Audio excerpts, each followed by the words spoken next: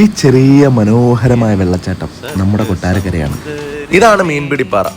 കൊട്ടാരക്കരക്ക് സുപരിചിതമായ ഒരു ചെറു വെള്ളച്ചാട്ടം. പക്ഷെ പുറത്തുനിന്നുള്ളവർക്ക് എത്രത്തോളം പരിചിതമാണെന്ന് അറിയത്തില്ല. സ്ഥലപ്പേരൊക്കെ എല്ലാവരും കേട്ടിട്ടുണ്ട്, പക്ഷെ പോയിട്ടുണ്ടോന്ന് സംശയം. ഞാൻ പോലും അടുത്ത് കുണ്ടറയായിട്ട് പോലും ഞാനിപ്പോൾ രണ്ടാമത്തെ വട്ടമാണ് പോകുന്നത്. ആദ്യത്തെ വട്ടം കയറിയത് പോലും ഇല്ല അകത്തോട്ട്, പുറത്തു നിന്ന് കണ്ടതേ ഉള്ളൂ.